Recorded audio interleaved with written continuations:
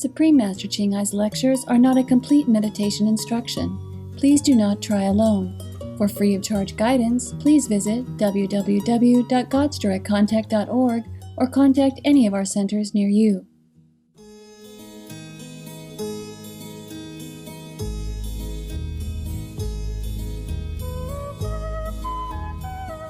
El episodio de hoy será presentado en inglés con subtítulo en árabe, aulacense, también conocido como vietnamita, búlgaro, chino, croata, checo, inglés, francés, alemán, hindi, húngaro, indonesio, italiano, japonés, coreano, malayo, mongol, persa, polaco, portugués, punjabi, rumano, español y tailandés. Hola, amorosos televidentes, mi nombre es Magdalena de Santiago de Chile. Chile, en palabras del ganador del Premio Nobel chileno, Pablo Neruda, fue inventado por un poeta. Este hermoso país se encuentra a lo largo de la costa occidental de América del Sur. Muy parecido a una cinta estrecha en apariencia, se extiende entre el océano más profundo, el Océano Pacífico, y la cadena montañosa más extensa, los majestuosos Andes. Su impresionante paisaje contrastante y su profundo patrimonio cultural han convertido esta tierra en un destino único para visitantes de todo el mundo.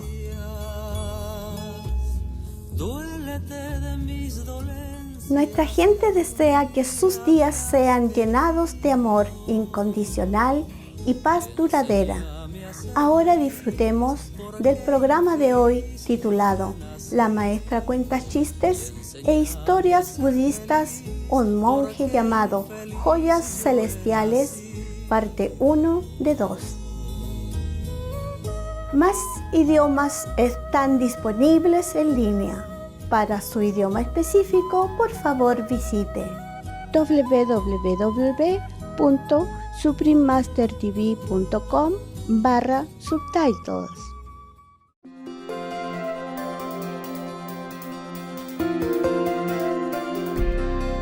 Durante más de 3 décadas, la Maestra Suprema Ching Ai ha iluminado nuestro mundo con sus enseñanzas divinas. Una maestra totalmente iluminada imparte el método Guan Yin de meditación a aquellos que desean descubrir inmediatamente la naturaleza de Dios interna y alcanzar en una vida la liberación eterna del ciclo de la transmigración. El método Guan Yin ha sido practicado por todos los maestros iluminados, tales como Buda, Jesucristo, el profeta Mahoma, la paz sea con él, y Gurú Nanak. Ella enfatiza que si siempre recordamos a Dios, ofrecemos servicio desinteresado a otros y seguimos las leyes del universo, alcanzaremos nuestro potencial más elevado como humanos y comprenderemos verdaderamente nuestro propósito en la tierra. La Maestra Suprema Ching Ai es un extraordinario ejemplo viviente de compasión, enviando frecuentemente asistencia material y financiera, además de amor a los refugiados, los desamparados, las víctimas de desastres naturales y a otros que necesitan ayuda. En el 2006 recibió el Premio Gusi de la Paz, considerado el Premio Nobel de la Paz de Oriente, y ha sido honrada a través de los años con otros numerosos premios y galardones por sus excepcionales obras filantrópicas y humanitarias. Una verdadera voz para nuestros preciosos amigos animales. Ella promueve la pacífica y amorosa dieta a base de plantas y prevé con el despertar de la humanidad hacia lo sagrado de todas las vidas.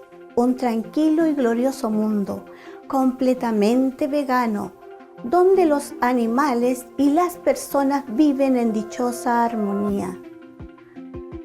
Sus iniciativas para difundir la tendencia vegana son diversas y han incluido la distribución del volante de vida alternativa, la cadena internacional de restaurantes veganos Living Hood, Supreme Master Television, además de hablar regularmente con influyentes líderes de gobierno y medios de comunicación y participar en conferencias televisadas sobre el cambio climático, tanto si somos conscientes de ello como si no. Sus esfuerzos han tenido una enorme influencia sobre la conciencia mundial del estilo de vida amigable con los animales y de cómo esta benévola forma de ser puede traer paz duradera entre las naciones a la vez que salvamos nuestro planeta del cambio climático. A lo largo de los años, la Maestra Suprema Chinhai ha viajado por todo el mundo, desde las Américas hasta África, desde Europa hasta Oceanía, y ofrecido cientos de discursos al público y a sus discípulos sobre una variedad de temas espirituales. Hoy somos bendecidos con la presentación de una de estas reveladoras conferencias titulada La Maestra cuenta chistes e historias budistas, un monje llamado Joyas Celestiales, parte 1 de 2, en Entre Maestro y Discípulos, dada en inglés el 29 de agosto del 2015 en Francia. Everybody good? Oh, your sock looks so clean. How you clean it? How you wash it? Huh? 新的 New, huh? So nice to go out shopping like that. Huh? Okay. I was thinking.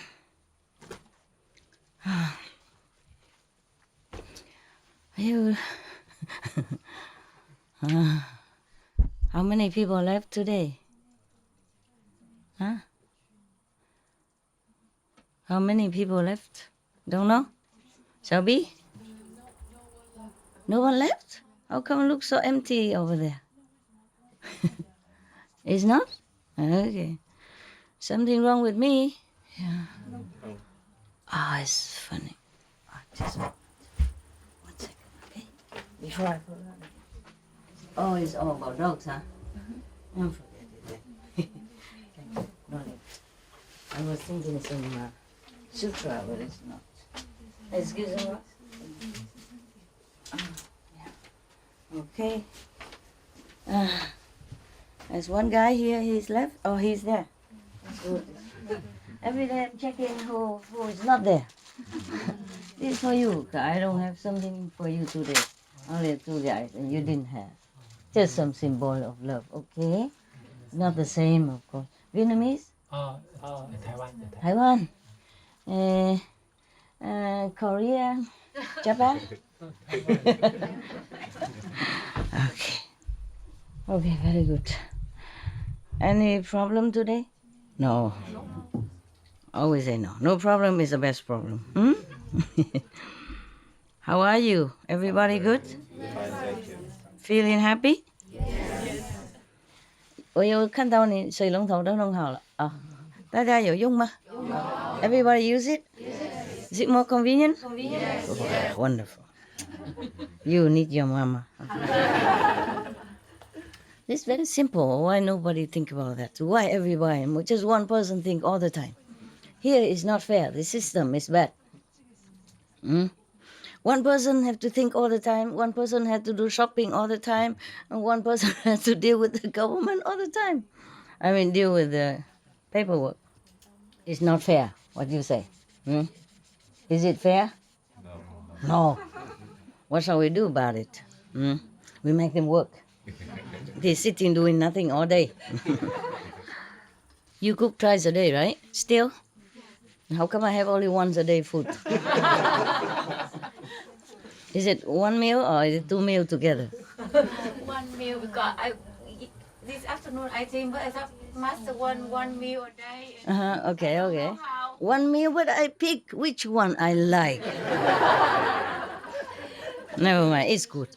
I won't die. Are you It's hungry? no, no. Sorry, master. A lot of food already.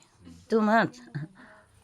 I'm just worried that she gave you only once a day.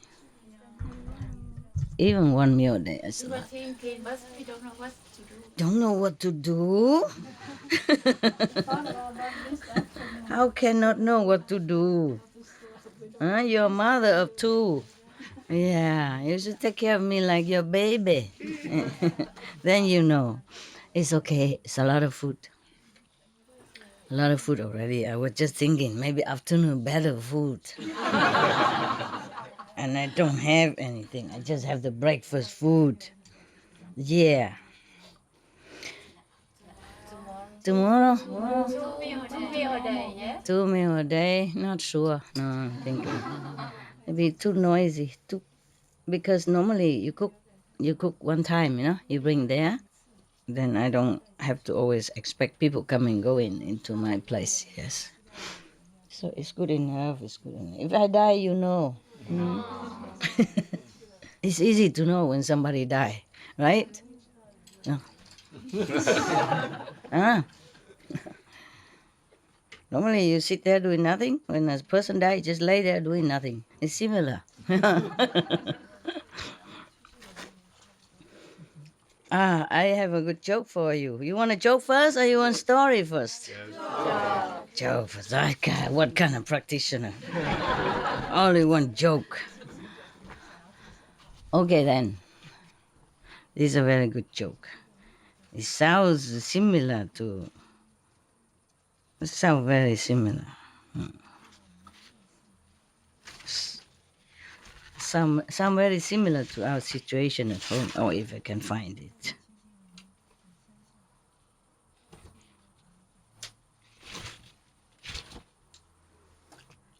Here. About gardening. About garden. All about garden.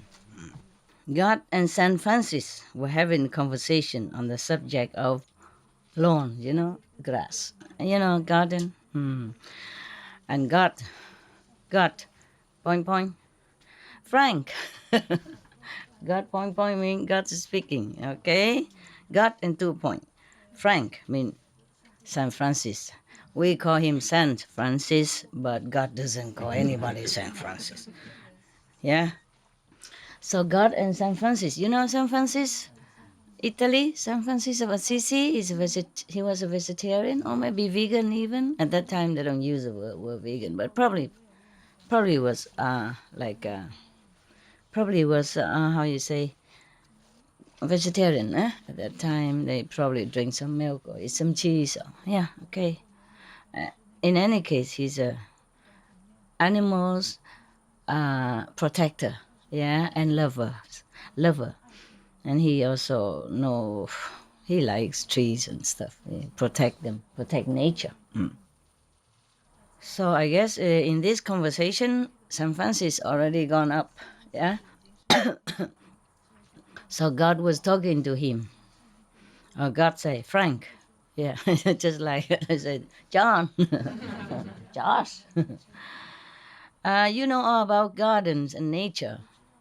What in the world is going on down there in the Midwest or wherever? Yeah, in the world, yes. We don't say Midwest, so people might think we just pick on them. So I say, what in the world is going on down there in the world? What happened to the dandelions, the violets, thistles, and stuff, etc.? I started eons ago. I had a perfect, no maintenance garden plan. Those plants grow in any type of soil, withstand drought, and multiply with abandon. The nectar from the long-lasting blossoms attracts butterflies, honeybees, and flocks of songbirds. I expected to see a vast garden of colors by now, but all I see are these green rectangles. So San Francis, dot, dot, point, point, yeah, 2 point. Oh, dear God, it's the tribes that settle there, my Lord. The suburbanites. They started calling your flowers weeds and went to great lengths to kill them and replace them with grass. Yeah, I'll tell you my story later. If you remind me, okay? Yeah. So God, 2 point. Grass? But it's so boring. God said, yeah. It's not so colorful, right? Not, yeah. It doesn't attract butterflies, birds, and bees, only grubs and worms. It's temperamental with temperatures. Do these suburbanites really want all that grass growing there? So San Francisco, oink, oink. Apparently so, my lord. They go to great pains to grow it and keep it green. They begin each spring by fertilizing grass and poisoning any other plant that crops up in the lawn. That's correct, right? Yeah. That's what most people do. Yes. Yeah. God, point, point. The spring rains and warm weather probably make grass grow really fast. So that must make the suburbanites happy, huh? God asked. So San Francisco, point, point. Apparently not, Lord. As soon as it grows a little, they cut it. Sometimes even twice a week.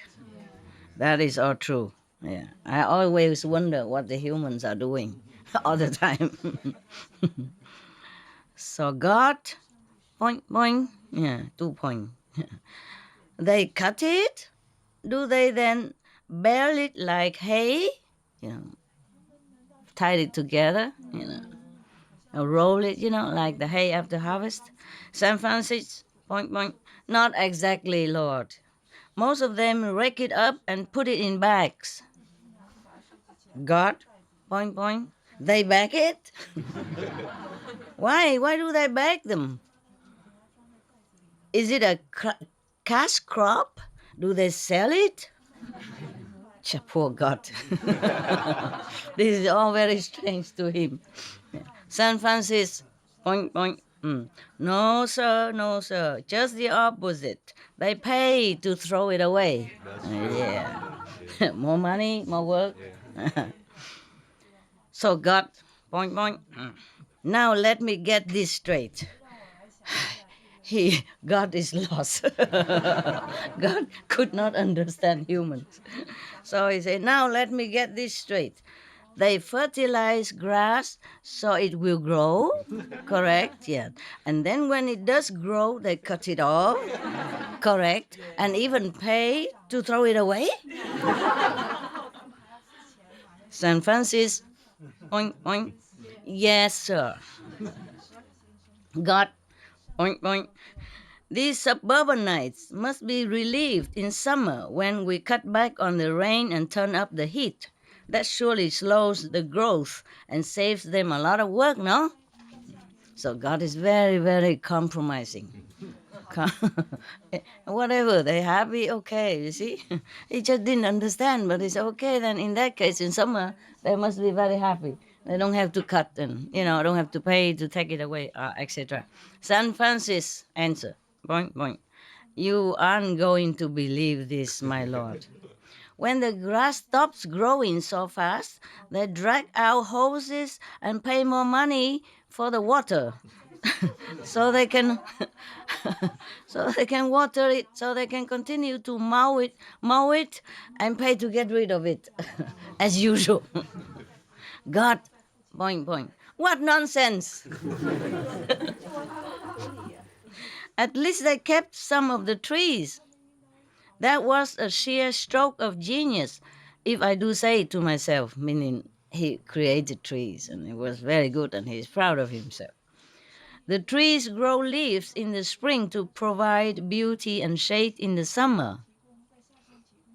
In the autumn, they fall to the ground and form a natural blanket to keep moisture in the soil and protect the trees and bushes. Plus, as they rot, the leaves form compost to enhance the soil. It's a natural circle of life. San Francis, point, point. You better sit down, dear Lord.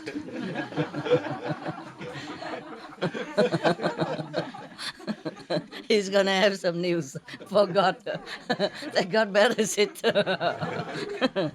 Poor God.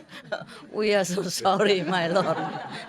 We ignore him. We're so sorry. Okay. The suburbanites have drawn a new circle. As soon as the leaves fall, they rake them into great piles and pay to have them hauled away too. Haul away, right? Yeah, haul away. Haul or how? Hauled away, yes. God, point, point. No. What do they do to protect the shrub and the roots in the winter and to keep the soil moist and loose? Because they rake all the leaves away, so what happened, huh? San Francis, point, point. After throwing away the leaves, they go out and buy something which they call mulch. They haul it home and spread it around in place of the leaves. More money, more work. Oh. God, point, point. And where do they get this mulch? Oh, San Francis, point, point. They cut down the trees and grind them up to make the mulch, dear Lord. God, point, point. Okay, enough. I don't want to think about this anymore. Saint Catherine, you are in charge of the arts. What movie have they scheduled for us tonight? God want to relax now. It's too much for him. He must watch the movies, to detend, to relax. So Saint Catherine, point, point. The film tonight is called Dump and Dumber. Dear Lord, it's a really stupid movie about point, point, point, point, point. God, oh, never mind. I think I just heard the whole story from San Francisco already. Poor God, can't even watch movies even. It's too much. Yeah. You like the story? Yes. Okay, that's it, huh? What else? You just sit there?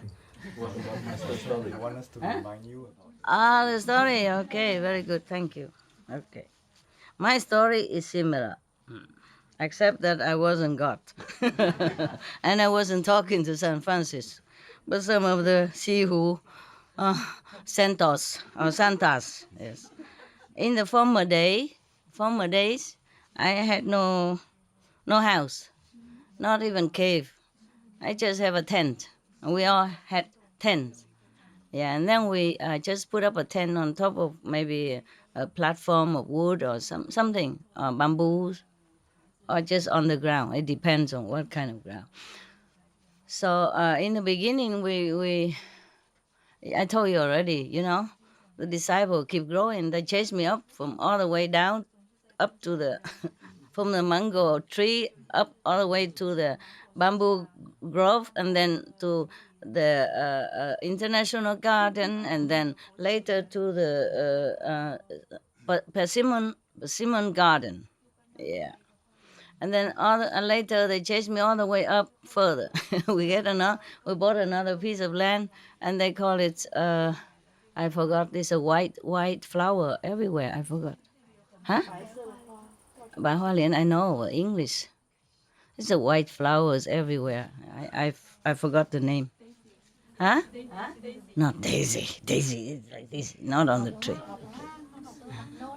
No. Never mind. I painted a picture with some trees of that type.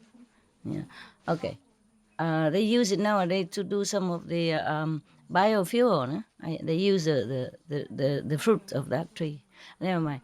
Okay, white flower garden. We just say that. Okay, they chased me all the way up there. And in the beginning, I was a little lower on the. It's a garden, but it's also sloppy. Like all the most of the place in Sihu. In the beginning, we had only a few chickens over there because the chicken from the ex-owner, farmer, Later we bought it. Yeah, it is private ground, a very small area. Up now that they make a treasure pavilion and all that. Yeah, and my cave behind that. Okay, beginning I was a lower flat, and then they changed me up again to a little bit higher, and then I put up the tent, where it's a little bit slanted down like that, almost near the where the cave is. On the If from outside looking in, then it's on the left side of the cave at that time. At that time, it's also slanted down like this. And then many weeds are growing beautifully together with trees. It's just a perfect picture. I love it so much. Yeah. When I sit in a tent, I look out all these natural weeds, and they grow not too big. They don't obstruct my view. The trees grows big, yes, but the weeds and all that just slow, very low. Yeah, and some flowers, some not. But it's just the way it is. It's so perfect. I loved it so much. But I made a mistake. When I talked to the resident, I said, "Oh, I love my place. All these weeds growing in front of my tent. It's beautiful. Whenever I came back from lecture or something, I sit there, I feel so nice, so relaxed, right in front of my tent. The things grow naturally, beautiful." Okay, they take notes. They took note of that. The next lecture tour, I went. Some weeks, some months, or something later, I came back. No more weeds, nothing. They make it all flat. They dig the ground. They plant grass. Planted grass. Oh, I was beside myself with, you know what, right? With a tiger face. Oh, I cannot bear it. But what to do? It's too late. They destroy it already. They dig the ground, make it flat here, flat there, and it's here like that. Originally, it was just sloping gently, and all the weeds, even it doesn't flower, but the way it's arranged is so beautiful. I can't describe it to you. It's just beautiful. Naturally and beautiful. It's not overgrown, it's not wild, it's just so poetic. So poetic, so beautiful, together with the trees, big trees, small weeds, small grass, little shrubs here and there. Oh, I couldn't wish for a better garden right in front of my tent. And I told them that when I came back, they destroyed everything. They plant grass, orderly, and some little flower here and there. And what a tiger face I had. But too late, I can't say much. And up to now, I still have that picture in my mind, the perfection of nature. And I can only keep that in my heart. Yeah, I say, you don't live there. It's I who have to live there. Whatever, I like it, it's my place. Why don't you plant your place? You have your own cave. You plant it in front of your cave. You don't mess up with my cave. It's some egos. And I deal with ego all the time, ever since. All the time. Not just that, but before that, after that, and still now. Either ego or dumb or dumber. So I very much sympathize with our Lord God. I also couldn't understand, let alone God, Oh, I say, oh, you cannot understand human. Even I, in a human form, I can't understand them. How about you? How would you? This is the thing. Okay, now we have another story. I say it's not so bad, but just to erase this memory. Oh.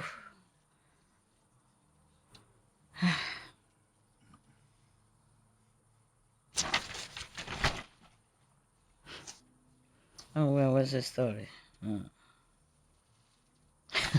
This is a little bit mundane, so I choose some good one, okay?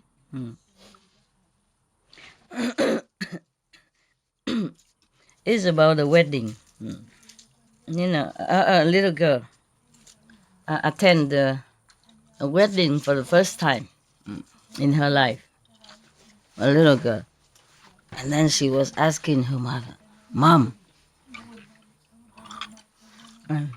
this side, right? Mom, because they're taking my photo on this side, so I put on this side. Whenever I turn, you don't take photo. I have some trouble with throat. The little girl whispered to the mom, a mother, and said, Mom, how come the bride dressed in white? So mother say, yeah, because white is a color of happiness. And today is the happiest day of her life. You bet. That's the only happiest day of her life. I think.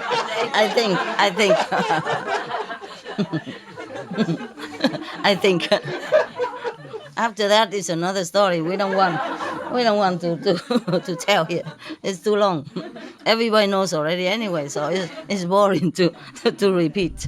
Okay. Right. So because today is the happiest day of her life, and white is the color of happiness. So the child thought about this for a while, for a moment, and then asked again, so why is the groom wearing black? I think the groom knew in advance.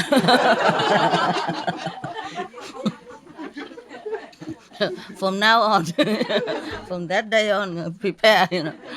Okay, it's so fun. But how come everybody knows and everybody got married now? Why? Why? Are your marriage happy? Mine was happy. Yeah, I don't mind marrying again. Yeah, because mine was very happy. Yours? Yours? No, sorry. No. Some? Yes, not married. Okay. No, I don't mind to marry again with that husband, not with anybody else. I don't think it will be the same. Okay. The children. And this is another story, okay? About children and God. The children were lined up in the cafeteria of a Catholic elementary school for lunch. At one end of the table, there was a large pile of apples, and the nun had posted a note on the apple tray saying, "Take one only." Sounds familiar. Sound familiar, yeah. Take one only, God is watching. That's a note that she wrote. And then the children moving further along the lunch line at the other end of the table was a large pile of chocolate chips cookies. So a little child had written a note or put on there and say, "Take all you want. God is watching the apples only."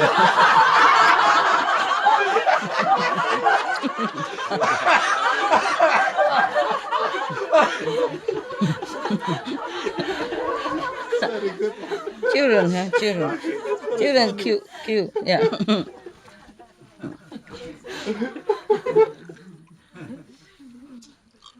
And a child, a little boy opened the big family Bible, was reading. He was fascinated as he, turning pages. Suddenly, something fell out of the Bible. He picked it up and looked at it. What he saw was an old leaf that has been pressed in between the pages. "Mama, look what I found." So the mama said, "What have you got there?"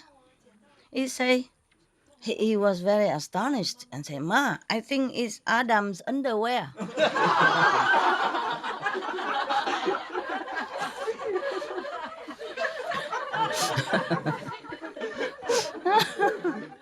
Yeah. Possible, huh? In the old day, that's what they use. Yeah, no, not old days. In Adam's time. Oh, yeah. They don't use anything. Just one leaf to cover where, right?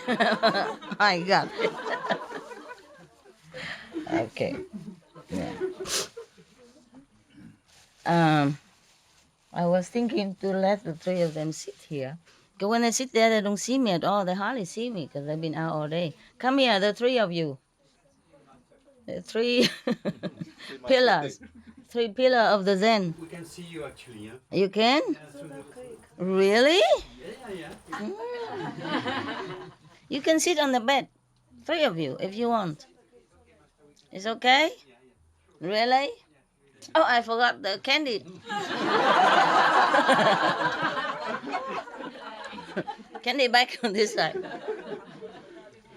Okay, there's another story. Saying grace before meals. You know what that means? It's like before you eat, you say thank you, God, Buddha, Master, whatever, huh? So this is Sunday school. The teacher asked one of the kids, Johnny, now, tell me frankly, do you say prayers before eating? No, sir. Little Johnny replies, I don't have to. And the teacher was surprised. But you should. Why? Why not? He said, oh, my mom is a very good cook.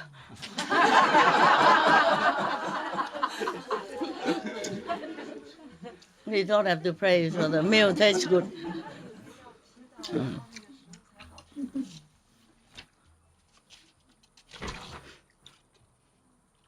Okay, long story.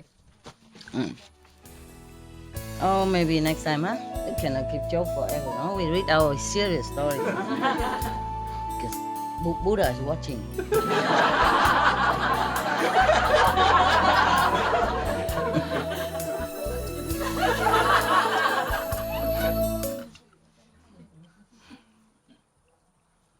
Okay. This is a story, not so scary anymore, okay? It's a good story. My God, Buddha reincarnation, huh? Many incarnation, a very scary story, huh? Such a scary and extraordinary sacrifice.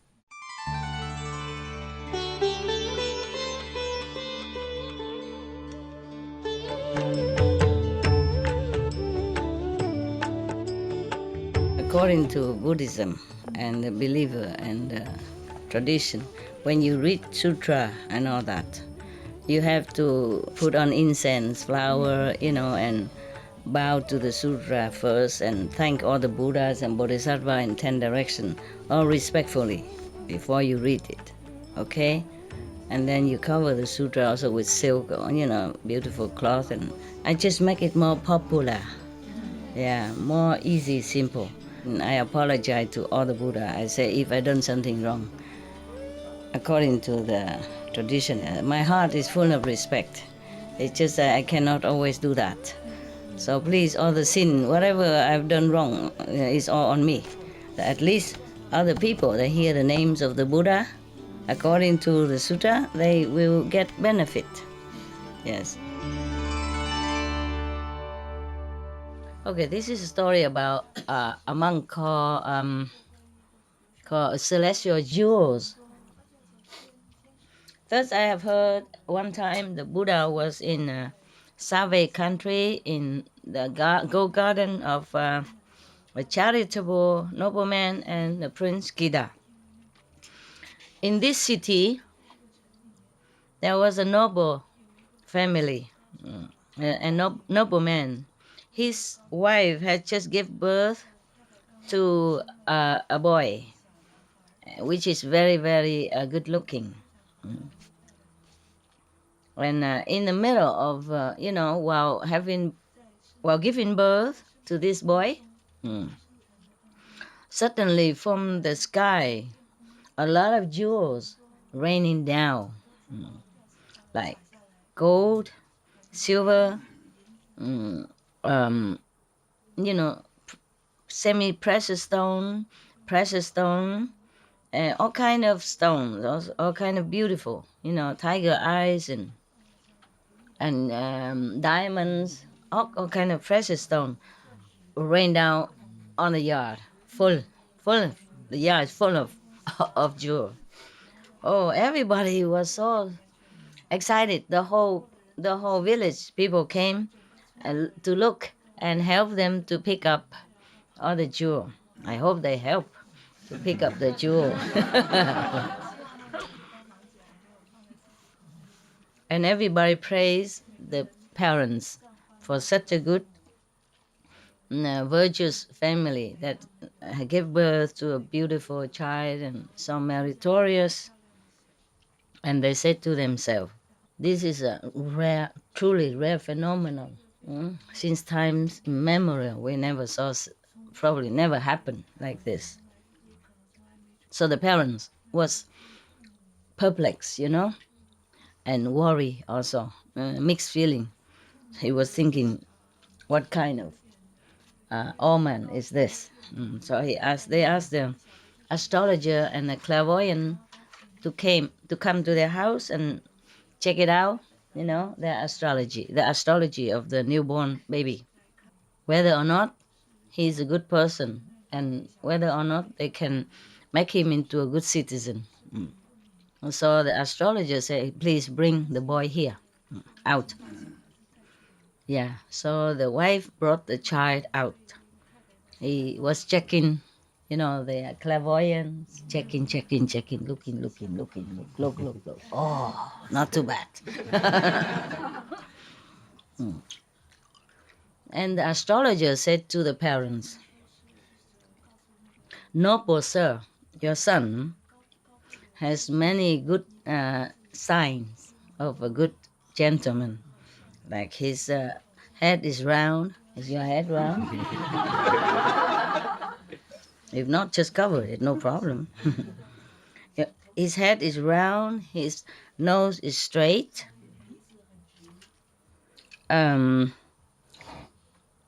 His ears is full. His forehead is square. Yeah. Mine too, huh?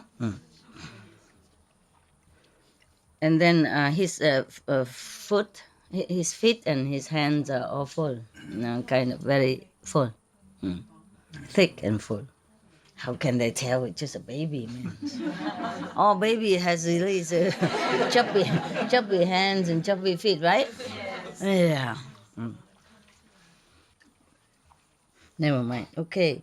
But he said this boy is going to be a benefactor to the country, to society, if he stay at home. If he become a monk, he will attain liberated level of consciousness. Yeah. So both of you have peace. Take good care of him. It will be okay. Yeah. Parents heard that. Oh, happy. Who wouldn't be, huh? So they asked him to choose a name for the boy. The clairvoyant astrologer said, because when he was born, there's so much jewel raining down from the sky. So we call him celestial jewels. Yeah? Jewels. Yeah? Jewels. Yeah.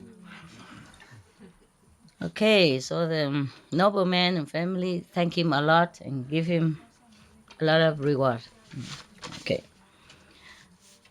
Just as the astrologer told them, the celestial jewel boy, when he's growing up, he was very intelligent, very talented. But nevertheless, he was very much interested in practicing kind of documents and doctrines, yes, like Dharma, meditation, Buddha teaching, etc. He preferred to do research into this kind of philosophical area. One day, he went to another city to visit one of the family clan member. And this person took him to pay obeisance to the Buddha. When he came, he saw everybody circumambulate the Buddha 3 times, and he also did the same. And then he sat down on one side. And then he looked at the Buddha. He saw him. It's so majestic, yeah, so dignified. Looked like no one on earth or heaven could compare to him in such a appearance, as a beautiful appearance. And then in his heart, suddenly he became very fond of the Buddha, very admiring. And then he just want to forget of the whole world and everything else, follow the Buddha's footsteps and become a Buddha. At that time, the Buddha was the Buddha went up to the high days, so that other people can see him, of course, normally. And then he talked about the 12 affinity, yeah, and then about the transmigration, suffering, and all that. Yes. After he finished preaching, everybody prostrate to him and left. And the celestial jewel boy, after listening to the Buddha, he was so happy, his heart so open, so pleased. And then he already decided right there to follow the Buddha footstep, to be a monk with him. So as soon as he came home, he kneeled in front of his parents and said to them, "Obeisance to both my beloved parents." To be able to attain a human birth is really, truly, very, very rare. But to see a living Buddha physically in this world is even much, much more rare. Yesterday, I had a chance to see the Buddha. And then I have heard him talking, preaching the Dharma, the truth, the precious truth Dharma. So I observed that only Buddhism, at that time, the Buddha's teaching is the best that can liberate you. No other preaching, no other teaching at this time could do thus. So please allow me to leave home. The parents saw that the boy has such a tendency for spiritual practice, was very pleased. They were very pleased. So he said yes. They say yes. If you would like to become a monk, renunciate, we are very pleased. So after getting the permission from the parents, he prostrated to them, and then he left and go find the Buddha. He went to see the Buddha, and he said he also prostrate now in front of the Buddha and say, "Obeisance to the World Honored One.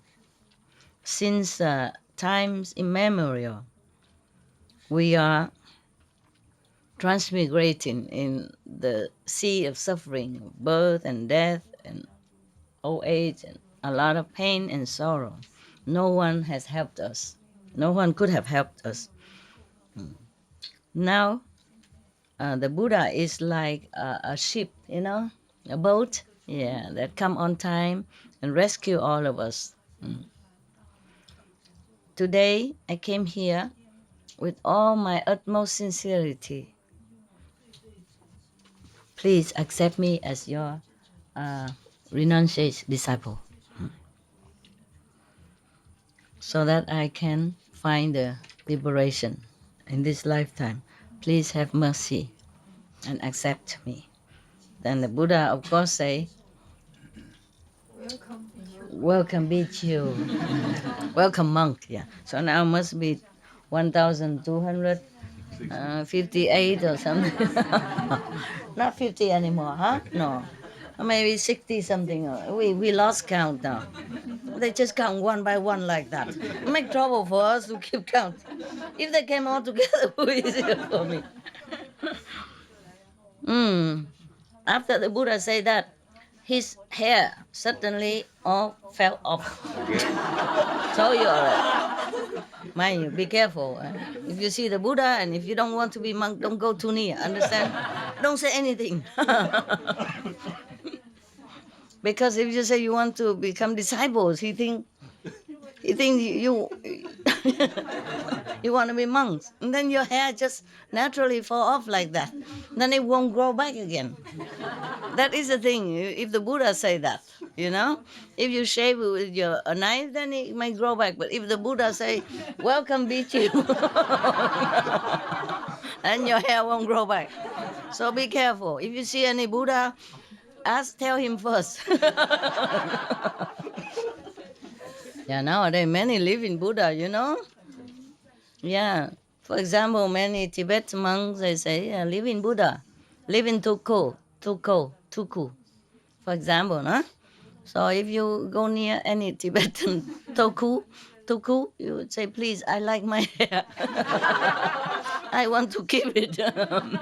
Just in case, If you want to be a disciple from some of these Tibetan living Buddha reverend, yeah, you have to tell him first, I like to study with you.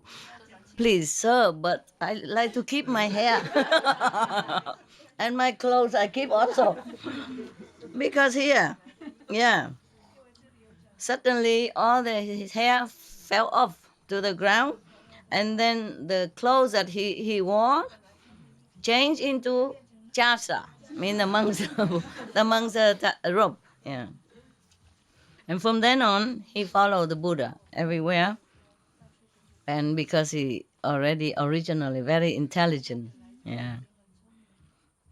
So it's not very long. He attained arhat. Oh, you are so good. How do you know? Magical power, huh? Normally, I should give you one of this kind of lecture. A lecture once a month is enough for you to have time to digest and to practice it. But because of many other outside, so I read it all. Okay, I read a lot every day, and slowly you go home. You have to check it out again. Okay, assimilate it and truly think about it. And bring it into practice. Okay, now we make it fun and happy and joyful. But at home, you should seriously consider each lessons, as if the only one before you die. So you have to study it well, yeah? Really, really try to understand it and practice it, okay? Learning from the ancient practitioners and ancient Buddhas, their teaching is still so much valuable. Anytime, these teaching are timeless. Yes, the same with the teaching of Mahavira. Yes, he teach people vegetarian, and same with Jesus. Yeah. Many mention about vegetarian. They edit it all in a later time, maybe, but the Mahavira teaching not. Yeah, in Hindu they don't cut it off. They don't edit it. But even then, Jesus' teaching has helped, countless of beings since the time he appeared until now.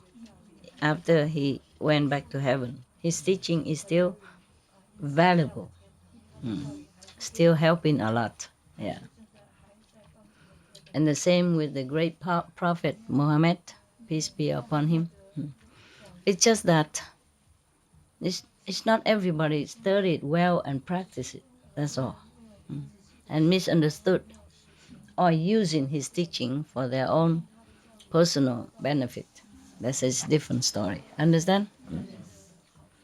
Okay, now. Yeah.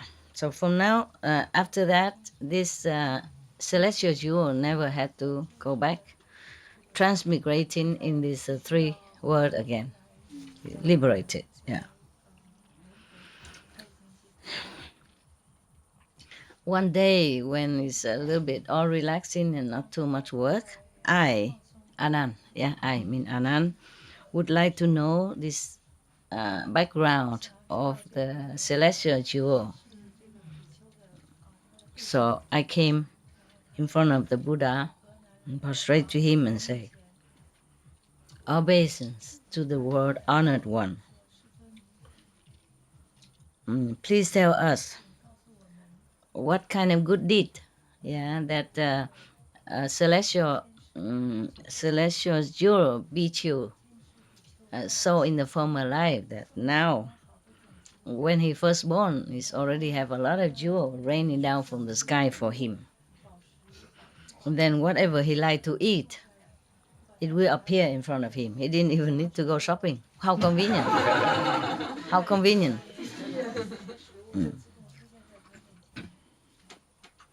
So please, could you explain to us? You see, it's always Anand who asks, né? Yeah, and nobody else asks anything. Rarely, rarely. In other sutra, yes, like maybe Manjushri or Sariputta, but rarely. Most of the time, just Anand who ask. Yeah. So I was wondering. Oh, but these are simple questions anyway. They're not very highly spiritual, so okay, he can do it. Because I was wondering if he know how to ask so good questions, and why was not he enlightened before the Buddha Nirvana? Understand? But I guess now this is a kind of similar, very simple story and simple question. It's easy to ask. So the Buddha told Anand, in the former period of life, of time, long time ago, there was a Buddha came to this world, Tibati, similar Buddha, yeah? Wow, that Buddha is famous. He came to rescue many souls. You cannot count how many. One day, many monks, the whole sangha came out into the village and city for alms, to beg for alms. A lot of people, they are vying with each other, or vying, with each other, huh? I mean, they're trying to get first to offer, compete with each other, to make offering to the monks. At that time, there was a very poor person. He saw them doing that. He was very, very happy, glad that they do this, supporting mentally, with his pure heart, and generous spirit, even though he was very poor. He would also like to earn some merit by offering to the Buddha and the Sangha, but he doesn't have any. What? Possession. Huh? Only possession. Yeah, he has no money, nothing. He has nothing. So, but he was so pleased or happy in his heart. He didn't know what to do. So then, reluctantly, he took a piece of stone. It looked like jewel, kind of, round and beautiful. Yeah. A handful of that. Those pebbles, sometimes they look beautiful, huh? Round and shining. Yeah. So he took a handful of that, and then he how you say, spread it, on the road where the Sangha is walking. Yeah. And then he left, but with all his sincere heart and respectful heart. And then at that time he said, again, he said, like everybody else before, please give me the blessing so that life after life I will have a long life and born in a noble and rich families. And then also have liberating way of practice, just like all of you reverends. It's always rich and famous first and then liberating after. Yeah. And that's what he will get, I think. Anand, you should know. The poor person who make offering with the pebbles at that time, with all his heart, have faith in the three jewels, mean the Sangha, the Buddha, the Sangha, and the Dharma. Yeah, have the utmost faith in the three jewels. Don't get confused with the jewel that he got now. Three jewels mean the Buddha, the Sangha, and the monks. Yeah, okay. They liken in the former time, people liken this is like jewels. You see, so three jewels. That means the three the three pillar of Buddhism. Yeah, the Buddha, the Sangha, and the Dharma. Yeah. Because of that, it's 91 aeons past. He has always derived a lot of rewards, and always wherever he's born, always very have peace and richness, and everything he needs, he always has. Yeah, and even nowadays, he has good affinity enough to meet me and attain a heart, the liberation. Yes. So at that time, all the people in the assembly, hearing the Buddha first, they all aspire to make more offering. Yeah, and how you say, really appreciate the merit that any offering brings to them. Yeah. And then because of that, many people attain different levels of consciousness at that time. I guess he was not just saying that, but he gave initiation too. Just like whenever I give initiation, different people see different light, different level, like that. Yeah, I don't just talk. Just afterward give initiation. That was before when I went around the world and do that. Yeah. Okay, so everybody happy, bow to the Buddha and get out. I mean, go home. Okay, huh? All right. Every day one story. Good enough.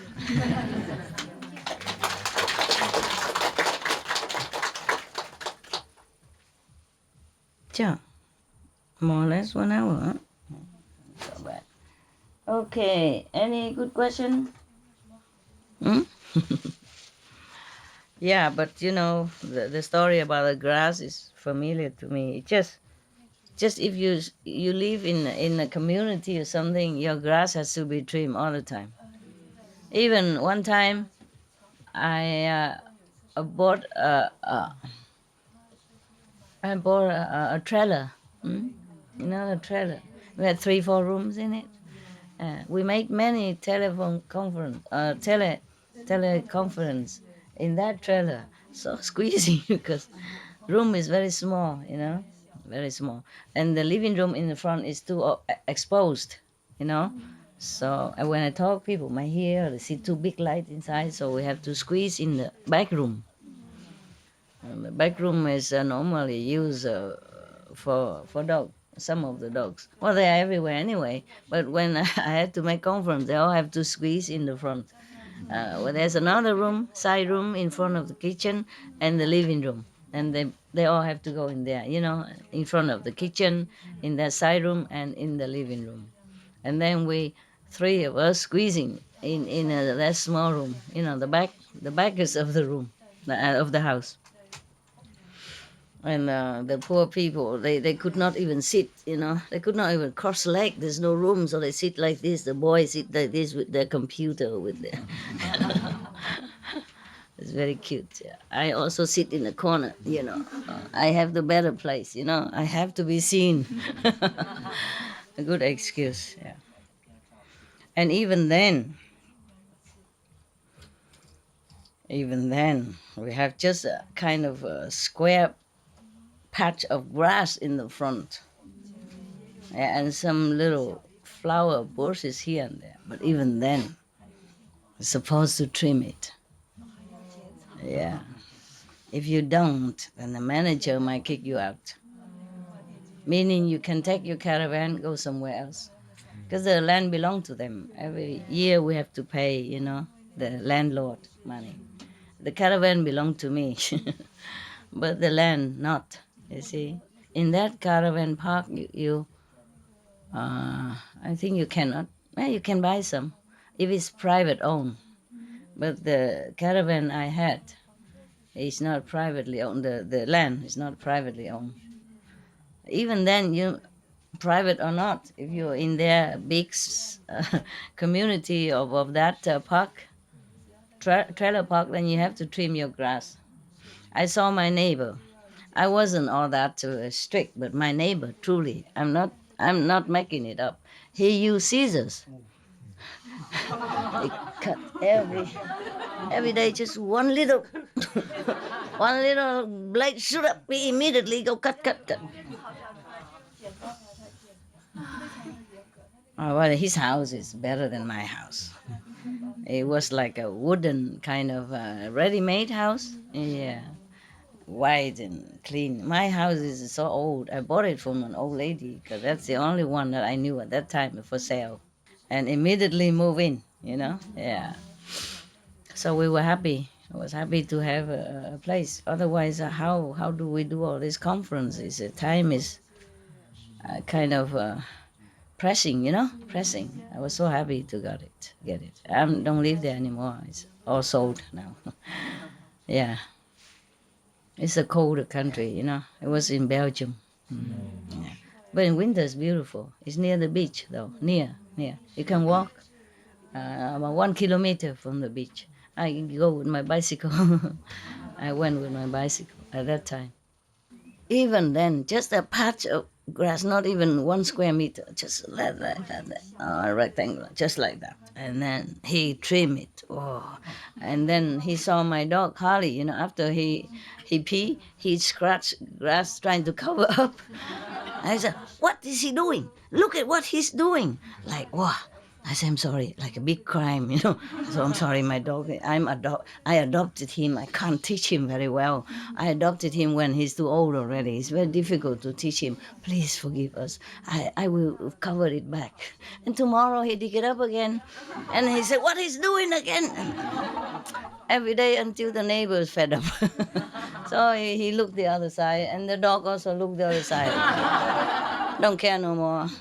Every time I see the neighbor come out, I humbly try to cover it, and I guess he feels satisfied that I really am scared, that I'm scared of him, and I do this humbly, So he feel not too bad. But if you argue with him, then it would be worse, He might report to the manager or something. Yeah. So he feel good that I confess my sin and that I beg for my dog's mercy, and then he's happy. They were good neighbors. And then I cook curry and all that and bring over to make offering. So, and when I bake some cakes or something, I buy some vegan chocolate and make offering, to the Buddha next door. Then we had very peaceful neighborhood. Not just him, but around the neighbor, eating my cakes, and they're all very peaceful. Lovely, yeah. It's just that over there I cannot have all of you like this. Surely not. Yeah? Yes. But at least life was peaceful. Yeah. Peaceful. Talking about grass. Yeah. We human do many nonsensical things, huh? Work a lot for nothing. Yeah. But you have to. It's a law. Yeah, because if you don't cut your grass and make somebody report and put you in jail even. Yes, it happened. There was, I look on TV long time ago, there was one lady, she's too old. She didn't cut the grass in front of her house or around her house. And the neighbor kept warning her, and then she couldn't do it. She's alone and old, So they reported to the police, and the police really came and put her in jail. Imagine that. Really? And then when he came, but all the kids in the neighborhood, feeling sorry for the lady. So they came there and mowed the lawn for her. So when she came back, oh, it's a happy house, So that after that, the police saw that the grass is mown and clean tidy, so they let her come home. And she came home to a well manicured grass. Yeah. My God, imagine. God, do you understand? It's a serious thing. Yeah, it's serious. Phew. Lucky we don't live there, huh? Because my grass are not all that trim, you know. I mean, we trim now and then when the resident feel like to do it. Oh, I send them, but sometimes they do, sometimes they don't. Sometimes they cut a patch here, a patch there. It look even worse. but you know, at least they don't put me in jail. Ah, yeah, what a word, huh? For a piece of grassy garden, you go to jail. It's true, the story, true story. In Germany, it's so much. Germany also? Even if it's our old garden or old home, Yeah. no? If we don't trim the grass and don't trim the trees, and the neighbor get angry. Yeah, yeah, They look all the time. yeah. This is so. I know. Yeah. Some places like that. When I was in Germany, the grass always mown, so it's okay. It's okay. Just that a lot of work, huh? Mm. It's nice to have grass, but this is too serious, no? Yeah, because in such a community, you cannot just have your garden with wheat growing with different kind of flowers, all that. When I was in San Jose, I own a mountain, a little mountain, and we never had to mow the grass, you know, and all kind of beautiful flowers, wildflower, you know, with even orchid, land orchid, oh beautiful, and okay, I don't know what name, different colors, beautiful, and I always walk around and look, and my heart feels so good, so good. But the neighbors make so much trouble, don't let us pass through and all that.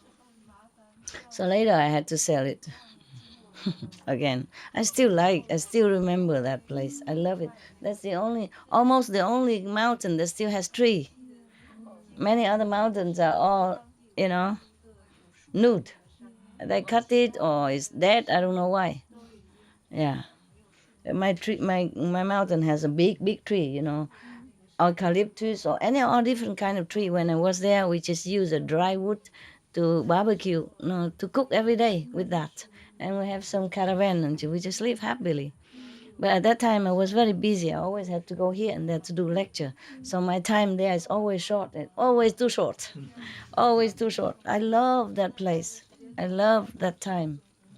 Just a handful of residents, monks and nuns, and cook homemade stuff, and beautiful. And every day we sit around the fire and we eat our food and we talk and we laugh, and it was really beautiful. It's like heaven to me.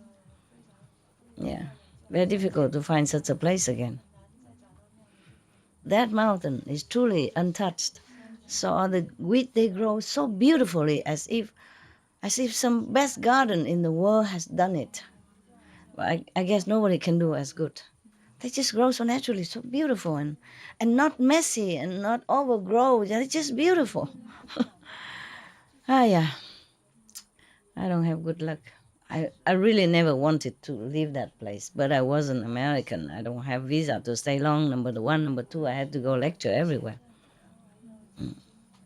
Every time I left that place, I feel like I left a piece of my heart there.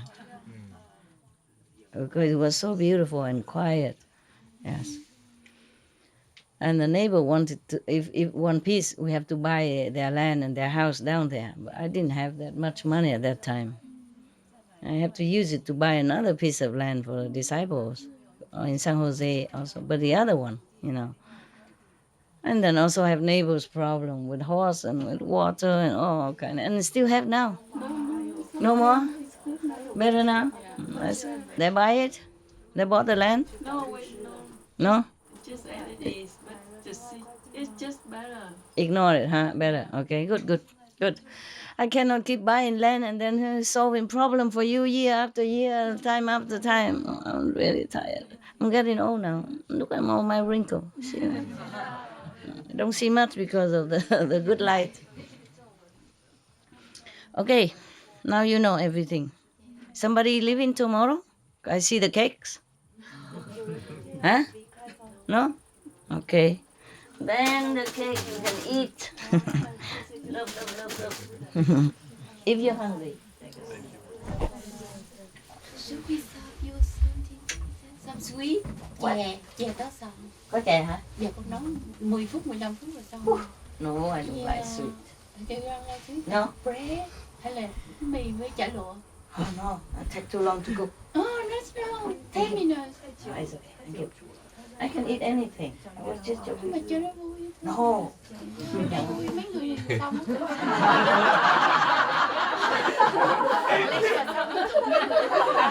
Con làm cho phụ ăn cho vui. Yeah. No, it's okay. No. Because I getting fat too. No, it's not bad. I'm getting fat here only. That's the problem. If I'm fat all over, then it's not bad. But I'm fat just here. I feel it. It's a big difference from the when I was in the mountain. You don't know it. I know. Okay. No matter what you say, I know. I cannot believe you because I know. Yeah. In the mountain, I don't cook a lot. I don't cook good, and so I wasn't that fat. And I feel light, you know. And now I feel light. I'm walking like easier. And now I walk, feel something. I'm carrying something. So if one day, today, I was thinking maybe 1 week you cook, but every 2 days a week is good enough. I eat anything with them. Otherwise they're jealous. They think, oh, master, eat something good. We Huh? sit and sleep and eat 2 meals a day. Then you have to work and only 1 meal a day. Good enough. God, what kind of meal? You know, 1 meal, but what kind? Yeah. Very. Sometimes you cook a lot with the fry and stuff, and then it add on very quickly. And we buy something for you to exercise. You want Crazy, you know? You have to go shopping, cooking, eat a lot, and then have to buy something else. It's like the story of the grass.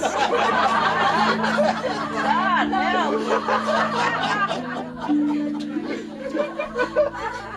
good for your kidney. How about not cooking the fried stuff anymore? no, also that's good. That's good, that's a problem. Just smaller portions.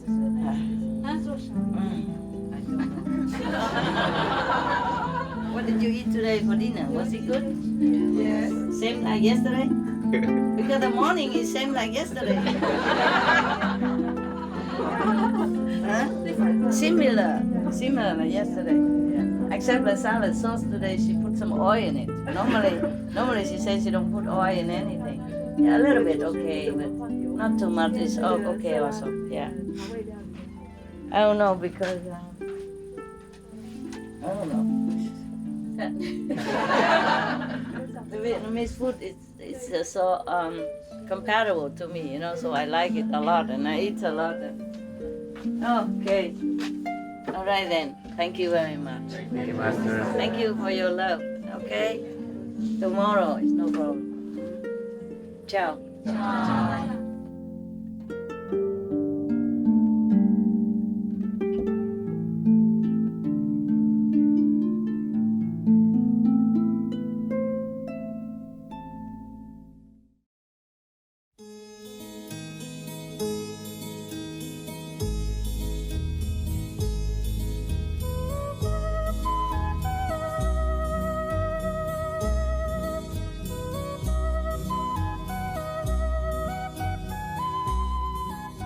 Agradecemos su compañía en el programa de hoy. La maestra cuenta chistes e historias budistas. Un monje llamado Joyas Celestiales, parte 2 de 2, en Entre Maestro y Discípulos. Que Dios bendiga nuestro planeta con paz, amistad y armonía para todos los seres. Para más detalles, por favor visiten www.suprememastertv.com/BMD.